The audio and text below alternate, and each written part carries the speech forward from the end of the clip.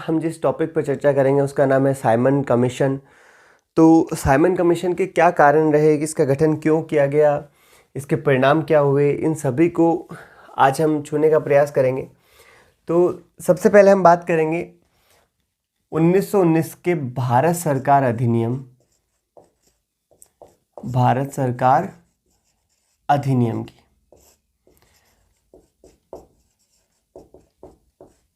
1919 British सरकार के द्वारा 1919 में भारत सरकार अधिनियम 1919 पारित किया गया। इसे मॉन्टेग्यू चेम्सफोर्ड अधिनियम के नाम से भी जाना जाता है। इसे मॉन्टेग्यू चेम्सफोर्ड अधिनियम के नाम से भी जाना जाता है। ठीक है। प्रथम विश्व युद्ध की समाप्ति और प्रथम विश्व युद्ध में भारतीयों के द्वारा जो ब्रिटिश सरकार का सहयोग किया गया था, उसी के चलते भारतीय आम जन के मन में और भारतीय नेताओं के मन में यह धारणा बन चुकी थी कि ब्रिटिश सरकार अब भारतीयों को कुछ अधिकार प्रदान करेगी, उन्हें प्रशासन में भागीदारी प्रदान करेगी। लेकिन ब्रिटिश सरकार के द्वारा पहले रॉलेट एक्ट, उसके बाद में जलियांवाला बाग हत्याकांड और फिर 1919 का अधिनियम, इन सभी में भारत का जो आम जन था उसकी उम्मीदों के विपरीत ही कार्य हुए। 1919 के अधिनियम भारतीयों को प्रशासन में भागीदारी प्रदान करने की दृष्टि से लाया गया, लेकिन इस अधिनियम में ऐसा कुछ भी नहीं था जिससे भारतीयों की भागीदारी प्रशासन में सुनिश्चित होती हो। परिणाम स्वरूप इस अधिनियम का विरोध प्रारंभ हो गया। भारतीय राजनीतिक पार्टियों के नेताओं ने इसका अधिनियम का विरोध करना शुरू किया। ब्रिटिश सरकार के द्वारा कहा गया कि वर्तमान समय में किसी प्रकार का कोई भी संशोधन इस अधिनियम में नहीं किया जाएगा, लेकिन इस अधिनियम के 10 वर्ष पूर्ण होने पर, कितने 10 वर्ष पूर्ण होने पर एक कमेटी गठित की जाएगी। ठीक है, कमेटी गठित की जाएगी और इस कमेटी का कार्य क्या होगा कि इस अधिनियम के व्यवहारिक पक्ष की जांच करना कि इस अधिनियम से भारतीयों को क्या लाभ हुआ और क्या हानि हुई, जिसके तहत 1929 में, कब 1929 में एक कमेटी गठित की जानी थी, लेकिन 10 वर्ष पूर्ण होने से पहले ही 1927 में, कब 1927 में ब्रिटिश सरकार के द्वारा साइमन कमीशन का गठन किया गया। ठीक है, कब किया गया? 1927 में। जिस कमीशन को गठित करने का समय 1919 के अधिनियम के 10 साल बाद का रखा गया था, उसे 10 साल पूर्ण होने से पहले ही 1927 में क्यों गठित कर दिया गया? इसके पीछे कारण था कि ब्रिटेन में 1927 में कंजर्वेटिव सरकार थी और कंजर्वेटिव जो सरकार थी, उन्हें यह अनुमान हो चुका था कि आने वाले आम चुनावों में ब्रिटेन में लेबर दल की सरकार बन सकती है और वे सोचते थे कि अगर लेबर दल की सरकार बनेगी तो वे ब्रिटिश हितों को नज़रअंदाज करते हुए हो सकता है भारतीयों के हित में कोई कानून पास कर दें। इसी के परिणाम स्वरूप कंजर्वेटिव पार्टी के द्वारा 1927 में ही साइमन कमीशन का गठन किया गया। साइमन कमीशन के जो अध्यक्ष थे उनका नाम था जॉन साइमन और इन्हीं के नाम पे ये साइमन कमीशन कहलाया। ठीक है, तो फर्स्ट मेंबर कौन थे इसके? John Simon. और जॉन साइमन के अतिरिक्त इसमें 6 और सदस्य शामिल थे। कितने? 6 और सदस्य शामिल थे। तो कुल सदस्य कितने हो गए? 7। ठीक है, तो साइमन कमीशन में कुल कितने सदस्य थे? 7। इन 7 सदस्यों में से एक भी सदस्य भारतीय नहीं था। ये सातों के साथ गोरे थे, इस कारण भारतीयों के द्वारा इसका विरोध प्रारंभ किया गया। जबकि इस समय हाउस ऑफ लॉर्ड्स में, कहां पर? हाउस ऑफ लॉर्ड्स में 2 भारतीय सदस्य मौजूद थे। पहला एसपी सिन्हा और दूसरे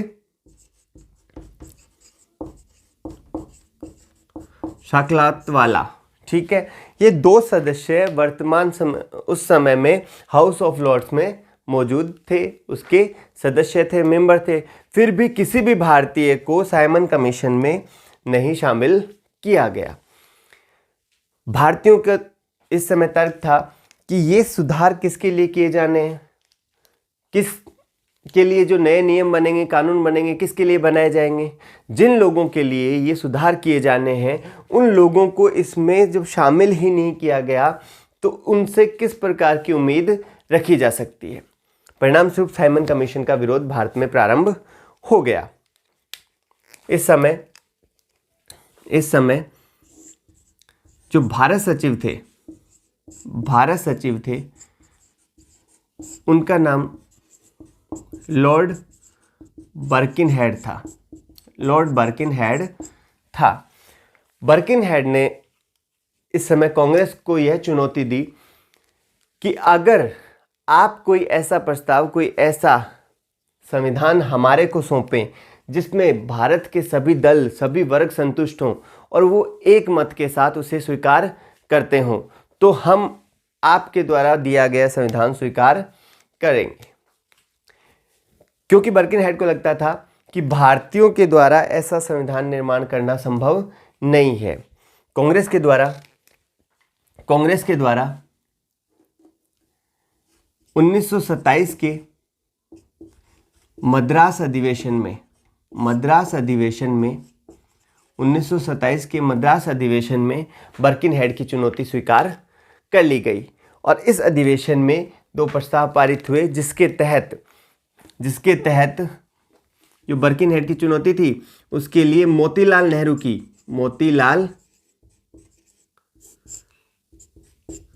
नेहरू की अध्यक्षता में कमेटी गठित की गई, जिसके द्वारा एक रिपोर्ट बनाई गई जिसे 1928 में जारी किया गया और यही रिपोर्ट क्या कहलाई? नेहरू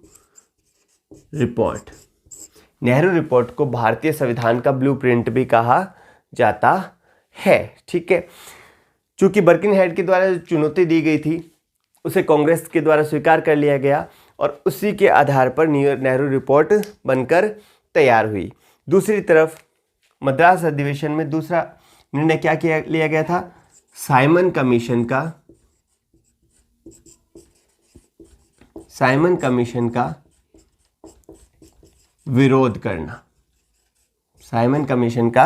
विरोध करना। ठीक है, 1927 में साइमन कमीशन का गठन हुआ था और साइमन कमीशन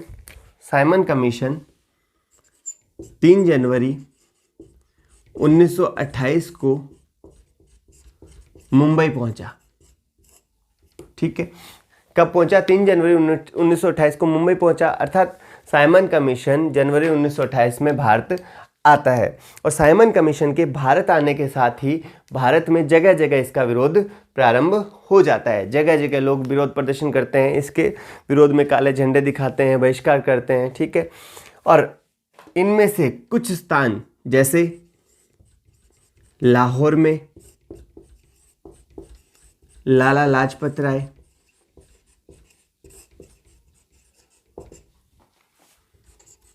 मद्रास में टी प्रकाशन,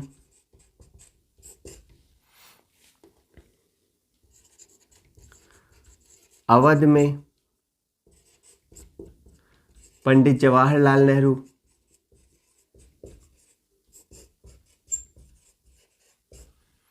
लखनऊ में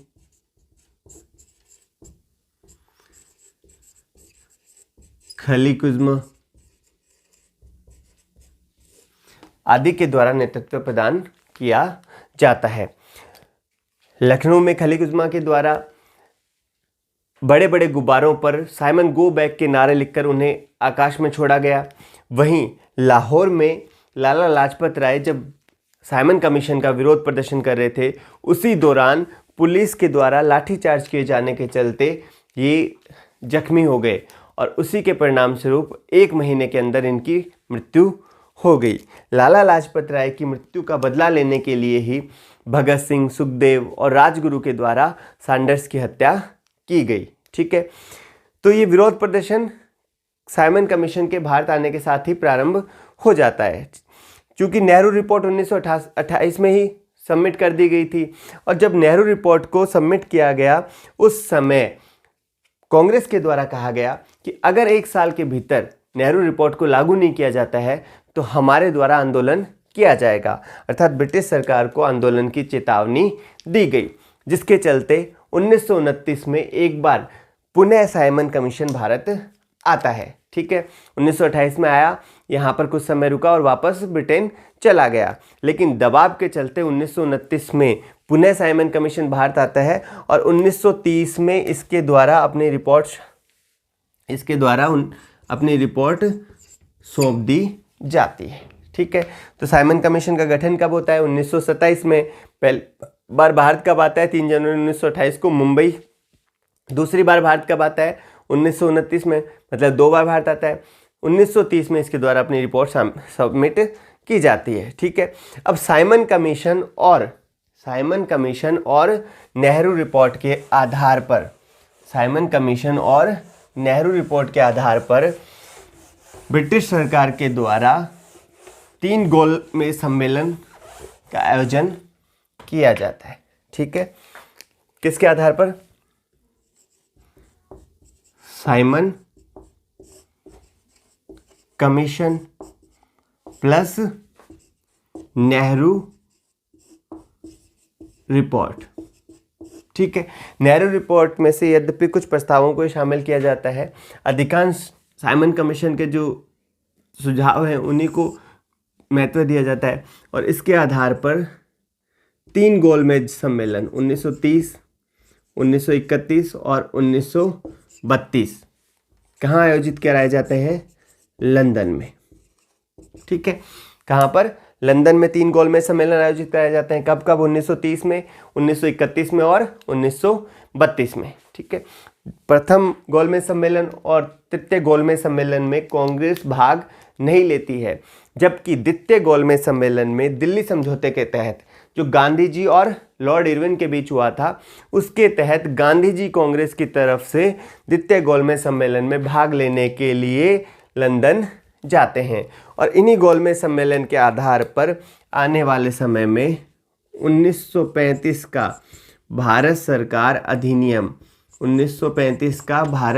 अधिनियम ब्रिटिश सरकार के द्वारा लाया जाता है। ये साथियों था साइमन कमीशन के बारे में। और साइमन कमीशन पे बहुत से एग्जाम में क्वेश्चन आए हुए हैं और फ्यूचर में भी इस पर क्वेश्चन आने की संभावना बनी रहती है। अगली क्लास में हम इस क्रम को आगे बढ़ाते हुए किसी नए टॉपिक के साथ एक बार आपसे पुनः मिलेंगे। धन्यवाद।